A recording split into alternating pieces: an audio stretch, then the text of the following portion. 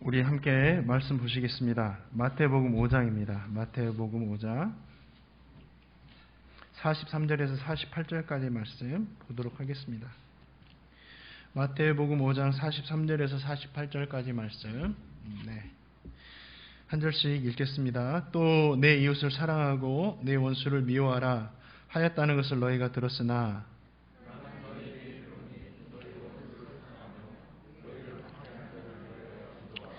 이같이 한즉 하늘에 계신 너희 아버지의 아들이 되리니 이는 하나님이 그 해를 악인과 선인에게 비추시며 비를 의로운 자와 불의한 자에게 내려주심이라.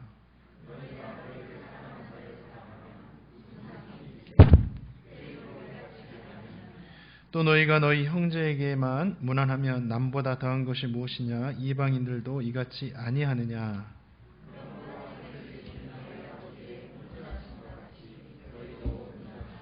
아멘. 예배하는 우리 모두에게 주님 주신 은혜가 있기를 원하고, 또 온라인을 통해서 예배하시는 우리 성도님들 계시더라고요. 지난주에도 그렇게 예배하시는 분들 또 확인했는데 가정에도 동일한 말씀의 은혜가 있기를 축복합니다. 말씀 전하기 전에 앞서서 서로가 좀 인사할 건데요. 이렇게 인사했으면 좋겠습니다. 어떤 인사를 할 거냐면, 잘 들어보세요. 1968년에 아주 아름다운 일 하나가 있었습니다. 세계 2차 대전 당시에 독일인들이 유대인 600만 명을 학살했다고 합니다. 정말 많은 수죠. 엄청난 수입니다. 이 학살의 원흉이었던 아이만이라는 사람이 있는데, 그 사람이 체포되어 가지고 사형 선고를 이렇게 받고 사형하는 날짜를 기다리고 있었습니다. 사형을 기다리는 그 시점에서 유대인 중에 꼴란즈라는 사람이 있는데, 그 사람이 갑자기 나타나 가지고 아이만이라는 사람을 석방해 달라고 시위를 하면서 석방운동을 대대적으로 벌였습니다. 그리고 그 사람은 아이만을 석방해야 하는 이유를 5가지로 이야기를 합니다. 첫 번째는 아이만을 죽인다고 해서 죽었던 유대인들이 돌아오겠느냐라는 겁니다. 두 번째는 사형을 하지 않고 내버려둬도 인생 모두가 언젠가 죽는데 꼭 우리가 미리 죽일 필요가 있겠느냐 하는 거죠. 세 번째는 하나님은 그의 영혼을 이미 심판하셨는데 우리가 심판할 것이 무엇이겠느냐. 또 네 번째는 동생을 죽인 가인도 하나님은 용서하셨는데 우리가 누구를 정죄해서 그것이 옳다고 말할 수 있겠느냐라는 거죠. 5번째가 중요합니다. 5번째는 사랑이 식어지는 세상에 이제부터라도 우리가 참 사랑을 심어야 하지 않겠느냐. 참 의미가 있죠.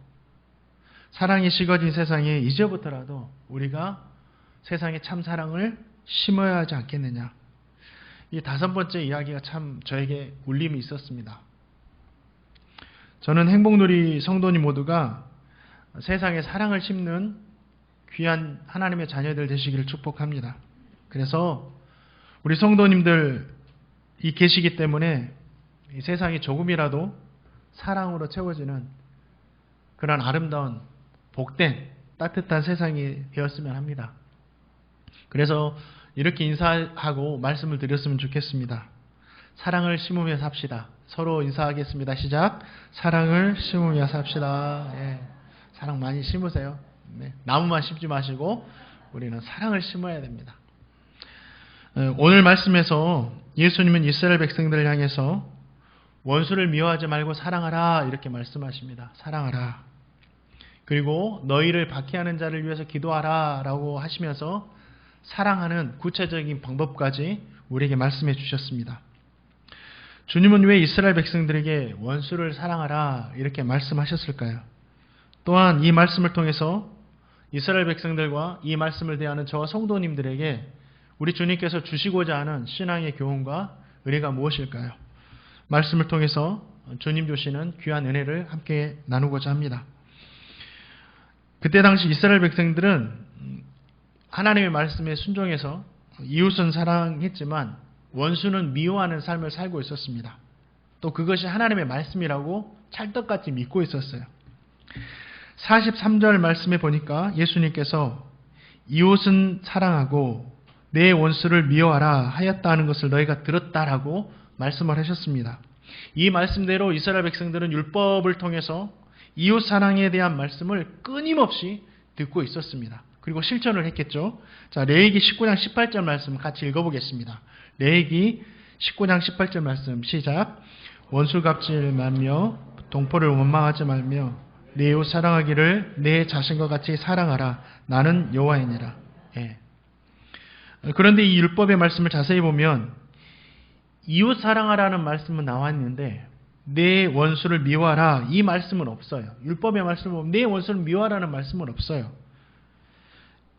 이 이스라엘 백성들이 들었던 이 원수를 미워한다는 이 가르침은 유대인들이 율법과 함께 가르쳤던 보편적인 일반적인 교훈들이었습니다. 그것이 하나님의 말씀처럼 이제는 받아들여지게 된 거죠. 생각해 보세요. 원수는 미워하고 이웃은 사랑하고 원수는 미워한다. 너무나 당연하고 이치에 맞고 누구나 받아들일 수 있는 그런 말씀이죠. 당시 유대인들은 이웃의 개념을 민족적인 영역으로 제한을 시켰습니다.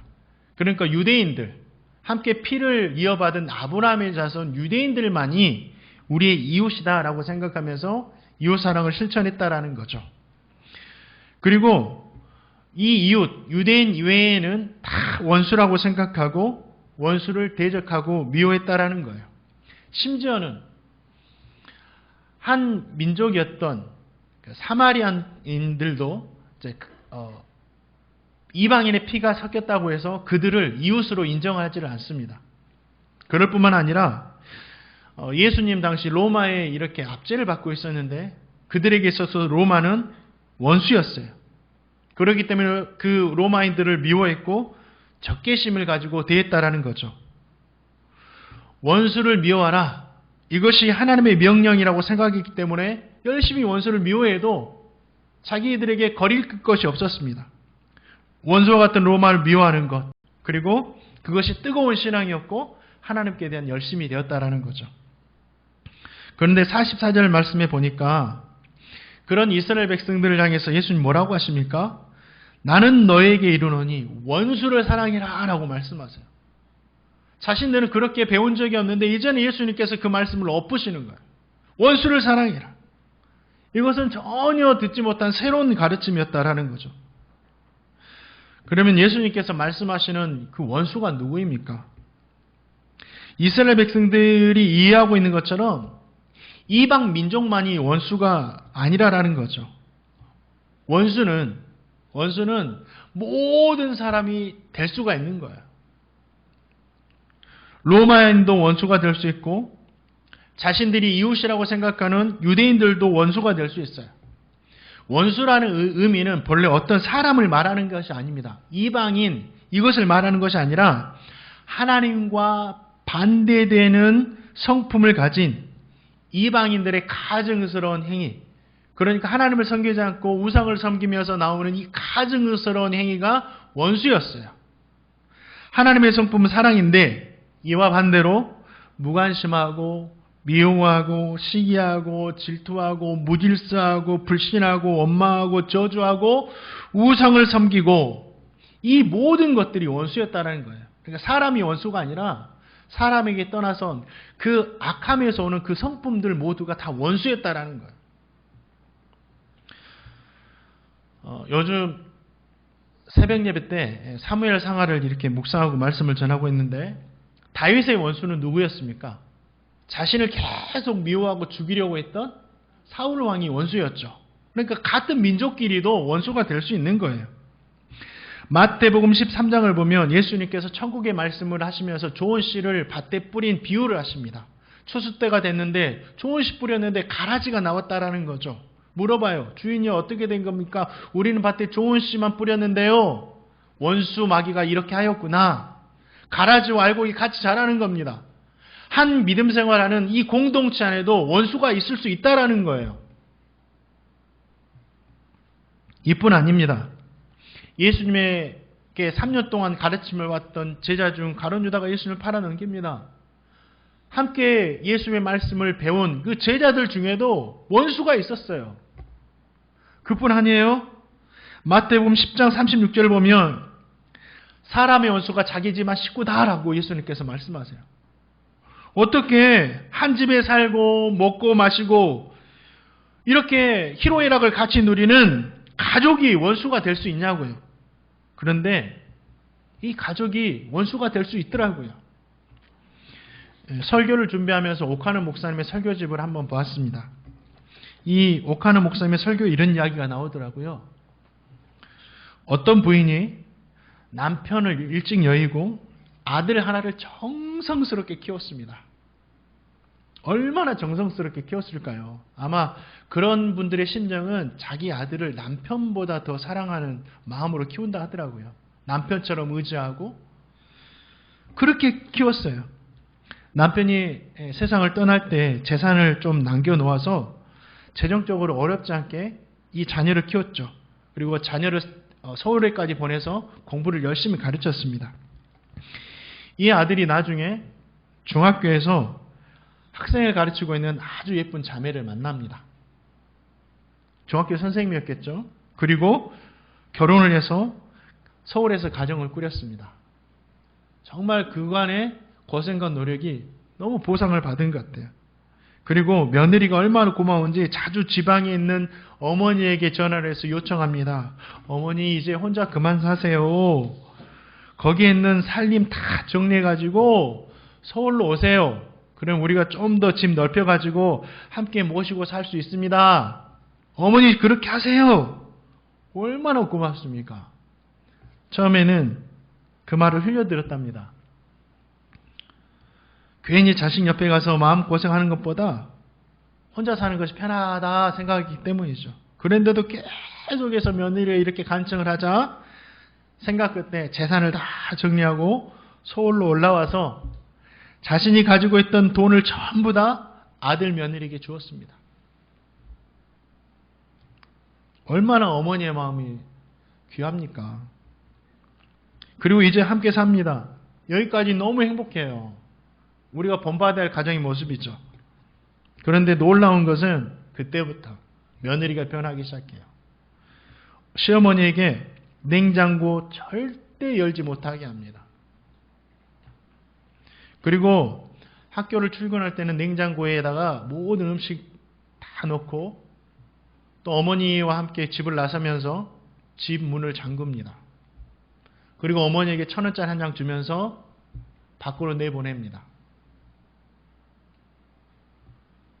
1,000원짜리 한 장 가지고 하루 종일 뭐 할 수 있겠어요? 1,000원짜리 한 장 가지고 어디 갈 수 있겠습니까? 1,000원짜리 한 장 가지고 편의점 가서 라면 한 그릇 사 먹으면 끝나는 겁니다. 그것도 하루 이틀이지. 어느 날은 학교에서 돌아왔으려나 하고 일찍 가서 있는데 아무도 집에 들어오지 않아요. 그래서 계단 앞에 앉아 있습니다. 그러면 며느리가 돌아와서 그 모습을 보고 막 야단을 치는 겁니다. 이웃 사람이 그렇게 늙은이가 앉아 있는 것을 보면 우리를 욕하지 않겠습니까? 왜 여기 와서 앉아 있습니까? 막 야단을 치는 거예요. 그러니 이제는 이 어머니가 미뤄서 기다릴 수도 없는 거예요. 그렇게 1년을 버티다 결국 이 어머니가 가출을 합니다.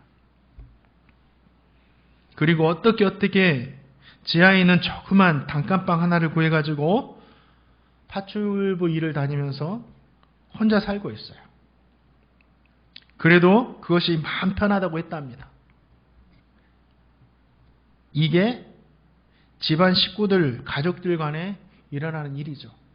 보편적이진 않지만 그래도 일어나는 일입니다. 원수는 이방인만이 아니에요. 내가 모르는 사람만이 원수가 생기는 게 아닙니다. 함께 일하는 사람이 될 수도 있고 함께 신앙생활하는 사람이 될 수도 있고 함께 말씀을 배우는 사람이 될 수도 있고 함께 살고 있는 사람이 될 수도 있죠. 모든 사람이 이스라엘 백성들이 말씀하시는 거예요.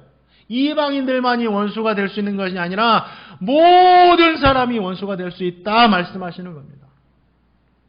그리고 하나님은 그 모든 사람을 우리는 사랑해야 된다라고 말씀하시는 거예요. 주님은 원수를 사랑하라고 하셨습니다. 이런 원수를 어떻게 사랑할 수 있습니까? 그냥 이 이야기를 들었지 않았다. 시어머니와 며느리 이야기를 듣지 않았다면 원수를 사랑할 수 있지라고 쉽게 생각할 수 있지만 이 이야기를 또 구체적으로 듣고 보니까 이러한 원수를 어떻게 사랑할 수 있는가? 우리는 그렇게 생각할 수 있습니다. 주님은 그런데도 우리에게 그런 원수도 사랑해라 말씀하십니다. 주님은 원수를 사랑할 수 있는 귀한 한 가지 방법을 말씀해 주십니다. 너희를 박해하는 자를 위해서 기도하라. 원수를 사랑하는 방법은 그들을 위해서 기도하는 거예요. 이 말씀 읽고 곰곰이 생각해 봤습니다. 그렇지. 내가 원수와 같은 사람에게 그 앞에 가서 손을 잡아줄 수는 없어도 그건 너무 힘들잖아요. 원수와 같은 사람 앞에 가가지고 용서한다고 안아주기는 정말 힘들어도 원수와 같은 사람 직접 찾아가서 좋아하는 말, 축복하는 말 할 수 없지만 그래도 이 상처받고 아픈 심정 가지고 하나님께 나와서는 기도할 수 있다라는 거죠. 원수를 위해서 기도하라. 그런데 어떻게 기도해야 됩니까? 저주하고 분노하고 그렇게 기도하라고 하셨습니까? 아닙니다. 다른 번역 성경을 보니까 축복하며 기도하는 겁니다. 예수님께서도 원수들을 위해서 기도하셨습니다. 원수들을 위해서. 예수님의 원수가 누구죠? 우리는 예수님을 죽음으로 내몰았던 그 종교 지도자들이 예수님의 철천지 원수라고 생각합니다. 그러나 종교 지도자들만이 아니라 이 세상 모든 사람들이 예수님의 원수였어요. 이 세상에 예수님과 원수가 되지 않는 사람은 단 한 사람도 없어요. 제자들도 원수였고 세리와 죄인들도 원수였고 바울도 원수였고 모든 사람이 원수였습니다. 말씀을 준비하면서 고등학교 때 여름 수련회가 생각났습니다. 예수님의 십자가 연극을 보고 나서 이제 기도의 시간이 되었어요. 한 선생님이 저에게 와서 물었습니다. 예수님을 십자가에 못 박힌 사람을 보고 싶지 않느냐? 저도 예수님의 연극을 보고 나니까 그 사람이 누구인지 보고 싶었습니다. 그리고 나서 저를 데리고 가셔서 작은 박스 앞에 세웠습니다. 이 안에 보면 그 사람 얼굴이 있어. 한번 들여다볼래? 그 박스 안을 들여다보자 그 박스 안에는 거울이 있었고 거울에 비친 제 자신을 보게 되었습니다. 예수님을 못 받게 한 사람이 저는 다른 사람이라고 생각했는데 군병들이라고 생각했는데 저였습니다. 제가 정말 예수님과 원수였다라는 거죠. 그때 참 많이 울면서 회개했던 그 기억이 납니다. 주님, 제가 주님을 죽였군요. 예수님을 믿고 있는 저와 성도님 모두가 다 원수였어요. 예수님으로부터 사랑을 받고 은혜를 받아서 믿음을 갖기 전까지는 다 모두가 원수였습니다. 왜입니까?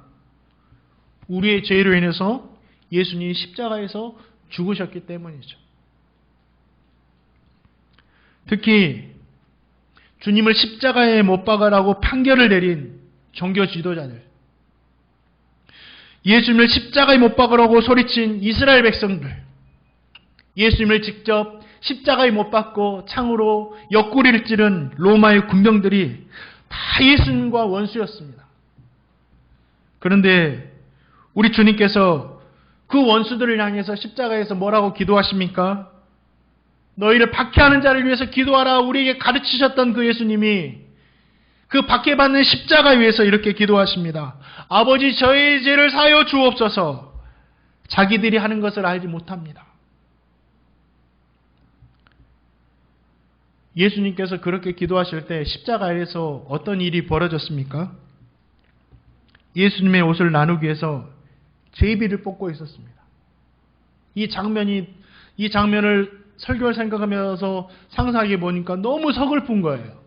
예수님은 그 자신을 찌른 원수들을 위해서 기도하시는데 그것도 모르고 예수님의 속옷 옷을 갖기 위해서 제비를 뽑는 그 모습, 막 분노가 일어나는 거예요. 그러나 그럴지라도 원수에 대한 예수님의 기도는 변하지 않으셨습니다. 하나님, 불쌍해. 얼마나 불쌍합니까? 자기들이 하는 일이 무엇인지도 알지 못합니다. 저들을 용서해 주십시오. 이것이 원수를 향한 예수님의 기도였어요. 예수님이니까 가능하지. 예수님이니까 하실 수 있지. 우리는 이렇게 생각할 수 있습니다. 아닙니다. 예수님은 더 어려우셨어요. 아무 죄도 없이 원수들의 손에 억울하게 십자가에 달리셨기 때문에 더 어려우셨다라는 거예요. 그런데 성경을 보면 원수를 향한 기도를 예수님만 하셨던 것이 아니에요. 사람도 했어요. 사람도. 예수님과 같이 원수를 향한 기도를 했던 사람이 사도행전 7장에 나옵니다. 누군지 아시죠? 스데반 집사님이십니다. 성령 충만하여 복음을 전하다가 유대인들에게 붙들려서 돌에 맞습니다. 언제까지 맞습니까? 순교하실 때까지, 숨을 거두실 때까지 돌에 맞았으니 얼마나 고통스럽고 아프셨겠어요. 얼마나 억울했겠습니까? 그런데 스데반 집사님은 예수님처럼 기도하셨어요. 자, 사도행전 7장 60절 말씀 어떻게 기도하셨습니까? 한번 같이 읽어보겠습니다. 시작.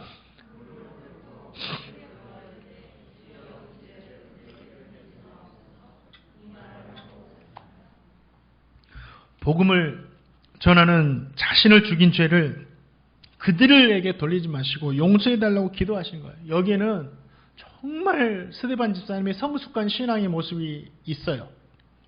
스데반 집사님은 그들에게 복음을 전했습니다. 왜 복음을 전했을까요? 그들이 예수 믿기를 원해서, 그리고 이 죄악의 심판에서 벗어나서 영원한 영생을 얻기 위해서 그들에게 복음을 전하신 거예요. 그런데 만약 그들이 자신을 죽인 죄로 심판을 받아서 죽어버리면 복음을 위해 순교한 자신의 이 희생이 그냥 아무렇지 않게 헛되게 되는 거예요. 그렇지 않겠습니까? 죽으면서까지 복음을 전했는데 그들이 심판을 받아서 다 죽어버렸다. 자신의 그 순교가 아무런 가치 없게 되는 거예요. 그래서 기도하신 거예요. 주님, 그들을 용서해 주시고 살려주십시오. 주님, 그들에게 다시 한번 기회를 주십시오. 나의 이 죽음이 헛되이 되지 않도록 하나님 도와주십시오. 이렇게 기도하신 거예요. 이것이 바로 기도를 통해서 원수의 사랑을 실천하는 거죠. 그거예요. 너희를 박해하는 자를 위해서 기도하라. 그것이 원수를 사랑하는 방법이다. 그런데 말씀을 들어보니까 원수를 위해서 이렇게 기도하는 것은 쉽나요? 어렵나요? 어렵죠. 쉬운 사람이 있다고 한다면 모르겠어요. 정말 예수님 닮으신 것 같아요. 어려워요. 너무 더 어렵습니다. 마틴 루터 목사님은 이 본문을 가지고 설교하다가 이런 이야기를 하셨어요. 예수님께서 하신 여러 가지 교훈들 중에서 내 원수를 사랑하라고 한 명령보다 더 지키기 어려운 명령이 없다. 철학자 니체 아시죠? 니체는 이런 말을 합니다. 원수를 사랑하라고 말한 예수는 비현실주의자다. 현실을 모르니까 이런 말을 한다라는 거예요. 루터 목사님의 말도 이해가 됩니다. 또 니체의 말에 동의하지는 않지만 그가 왜 그런 말을 했는지도 저는 알 수 있을 것 같아요.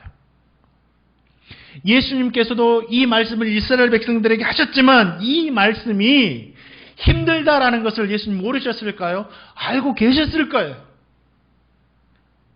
그래도 예수님이 말씀하셨기 때문에 저와 성도님은 그 말씀에 순종해서 그렇게 살아야 됩니다. 왜 그렇게 해야 됩니까? 우리 주님은 계속 말씀하세요. 우리가 하나님의 자녀이기 때문에. 너희들이 하나님의 자녀이기 때문에 이렇게 해야 된다라고 말씀하시는 겁니다. 자, 마태복음 5장 45절 한번 같이 읽어보겠습니다. 시작.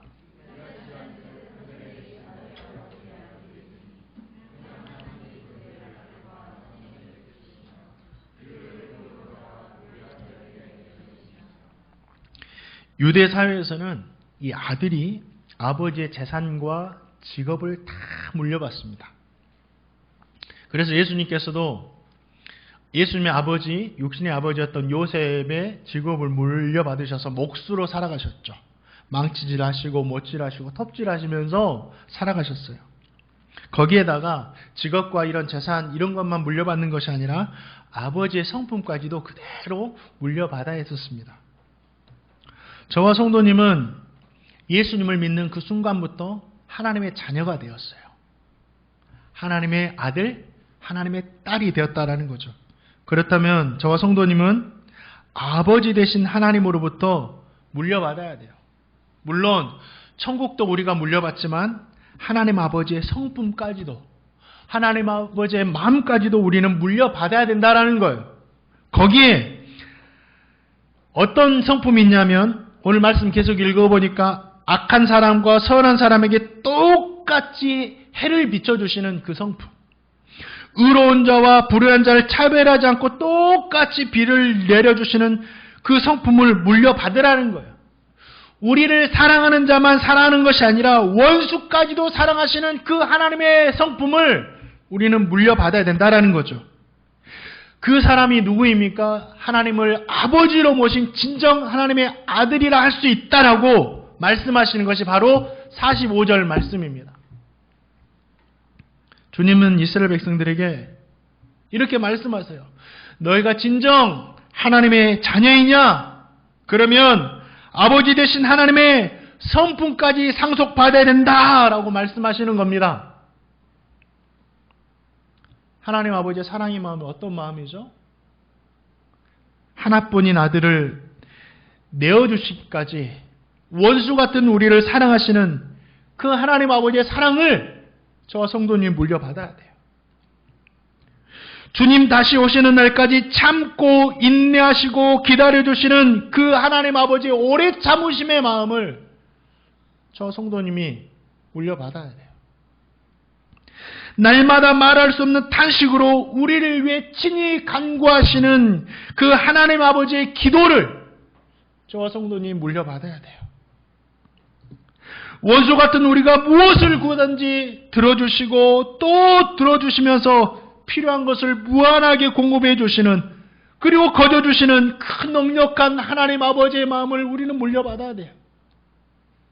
또한 우리가 계속해서 실수하고 넘어지고 반복해서 회개하고 다짐하지만 계속해서 우리에게 속으시면서도 우리를 끝까지 믿어주시는 그 하나님의 변함없는 마음을 물려받아야 된다는 거예요. 하나님 아버지께로부터 물려받아야 하는 사랑은 이미 저와 성도님 모두가 하나님께로 다 받은 거예요. 그렇잖아요. 다 받고 있는 것들이에요. 우리는 하나님 아버지께로부터 거저받았기 때문에 세상에 우리와 같은 사람들에게, 원수와 같은, 하나님과 원수되었던 우리와 같은 사람들에게도 똑같이 베풀며 살아야 된다라고 우리 주님께서 지금 말씀하시는 거예요. 저와 성도님이 받았으니 줄 수 있는 겁니다.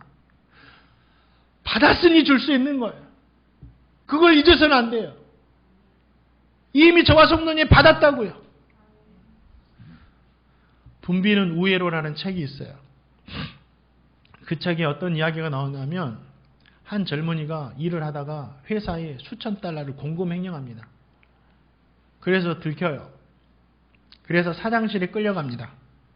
그래서 사장과 대화를 하는데 사장이 물어봅니다. 자네가 한 일을 내가 다 보고 받았는데 사실인가? 이 젊은이가 고개를 푹 숙였겠죠. 그래서 짧게 네 라고 답합니다.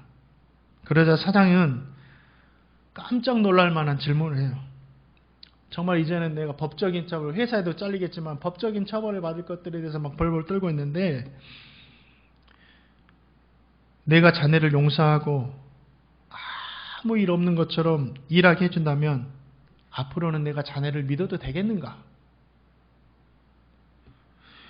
사장님의 이러한 질문에 이 젊은이가 어리둥절하겠죠. 그러면서 이렇게 대답합니다. 예, 사장님, 여부가 있겠습니까? 저도 이 일로 인해서 깨달은 바가 너무 많습니다. 그 대답을 들은 사장님이 이렇게 말합니다. 나는 자네에게 책임을 묻지 않겠네. 가서 계속 일하게. 젊은이와 대화를 끝나면서 사장은 마지막으로 이런 말을 들려줍니다. 하지만 자네가 알아둬야 할 일 한 가지가 있어.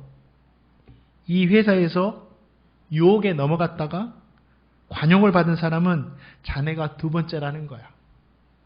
그 첫 번째 사람은 바로 나네. 나도 자네와 같은 짓을 했었지.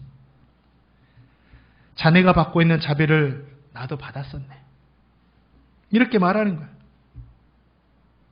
이 사장님이 사원을 용서한 이유가 뭐죠? 자신도 그런 사람이었는데 그런 사랑을 받았다는 것을 잊지 않았기 때문에 그 사실을 잊지 않고 사랑을 베풀었다라는 거예요. 사랑하는 성도님들, 저와 성도님은 하나님을 본받아 살아야 하는 하나님의 자녀예요. 그리고 하나님으로부터 이미 갚을 수 없는 한없는 사랑을 받았어요. 그렇다면 저와 성도님 모두가 하나님으로부터 받고 배운 이 사랑을 나와 같은 원수와 같은 이 사람들에게 나누며 살아가시기를 주님의 이름으로 축원드립니다. 그게 하나님의 자녀래요.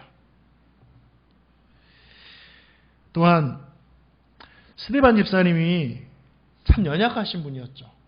스데반 집사님 막 성령 충만했지만 연약한 분이었어요. 이분 돌에 맞으면 안 아팠을 거예요. 아팠겠죠. 돌에 맞으면 아파하고 씨름할 줄 아는 분이 이분이었어요. 죽음 앞에서도 연약한 마음을 갖는 분이 이분이었어요. 절대로 인간적인 무엇을 초월한 능력자가 절대 아니었습니다. 저와 성도님과 같은 똑같은 사람이었어요. 그럼에도 예수님처럼 원수들을 향해서 이 기도함으로 사랑을 실천할 수 있었던 이유가 무엇이냐라는 거죠. 그것을 알면 저와 성도님도 할 수 있다라는 겁니다. 사도행전 7장 55절에 그 해답이 나와 있어요. 우리의 말씀을 한번 받으면서 읽어보겠습니다. 시작.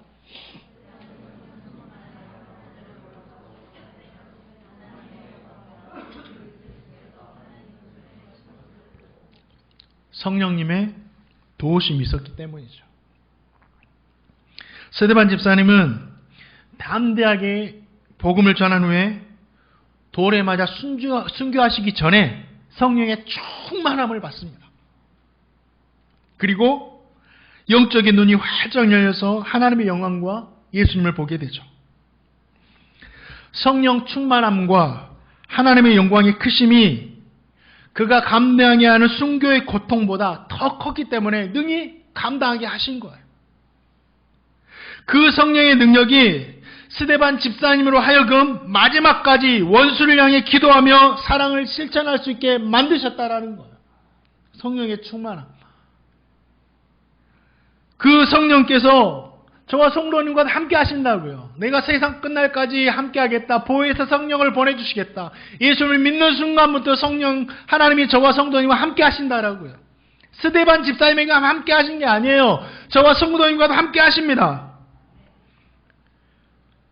그 성령의 충만함을 받아야 돼요. 성령의 충만함을 받는다라는 건 뭐냐면 어떤 신비한 능력이 우리에게 생기는 게 아니에요.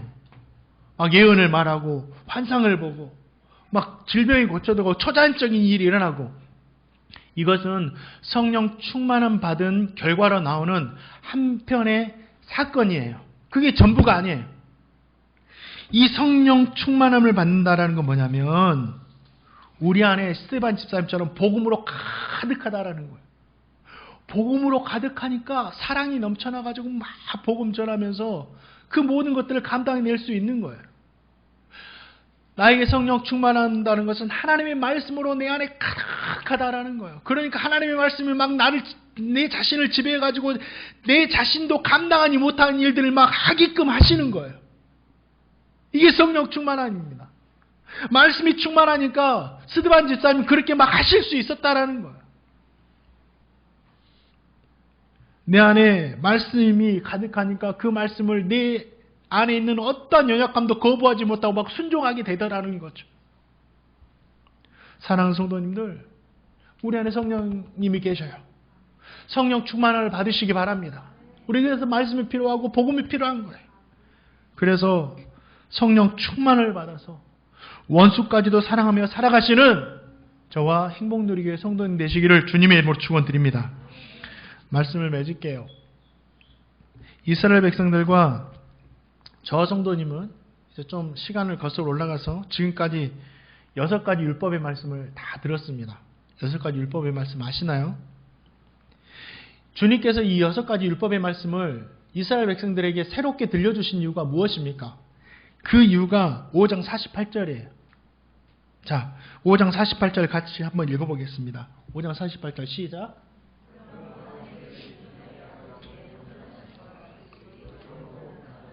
자, 예수님은 저와 성도님이 하나님의 온전하심처럼 온전하게 되기를 원하신대요. 그래서 이러한 말씀들을 들려주신 거예요.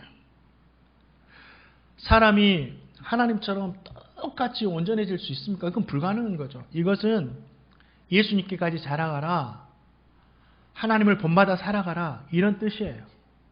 똑같이 되라는 게 아니라 저와 성도님이 하나님처럼 온전하게 될 수 있는 딱 한 가지 유일한 방법이 있습니다. 그것은 뭐냐면 하나님의 말씀을 듣고 그 말씀대로 살아갈 때 우리는 하나님처럼 온전해질 수 있는 거예요. 그 방법밖에 없어요. 지극히 작은 계명도 소중히 여기고 살아가는 거, 형제에게 분노하지 않고 살아가는 거, 마음으로라도 간음하지 않고 살아가는 것, 맹세하지 않고 옳은 것은 옳다, 아닌 것은 아니다 하며 살아가는 것, 악한 자를 대적하지 않고 살아가는 것, 원수를 사랑하며 살아가는 것, 이런 하나님의 말씀을 순종할 때 저와 성도님 하나님의 온전하심처럼 온전해질 수 있다라는 거죠. 우리를 향해서, 저를 향해서 하나님, 주님께서 하나님처럼 온전해라 이렇게 말씀하시는데 이 마음이 얼마나 놀랍고 큰지 이 말씀을 대하면서 너무 감사한 거예요. 우리가 무엇이기에 우리를 향해서 그렇게 귀한 마음을 품으시냐는 거죠. 우리가 어떤 사람에게 그렇게 만드시려고 지금까지 막 애를 쓰신다는 거예요. 그 마음의 깊이와 사랑을 우리는 헤아릴 수 없다라는 거죠. 오늘 특송을 하셨는데 그 사랑 얼마나 아름다운지, 그 사랑 얼마나 날 부욕해 하는지, 그 사랑 얼마나 크고 놀라운지를, 그 사랑 얼마나 나를 감동하게 하는지. 이 사랑이 우리가 하나님의 온전한 처럼 되려고 하시는 그 사랑이 얼마나 크냐고요.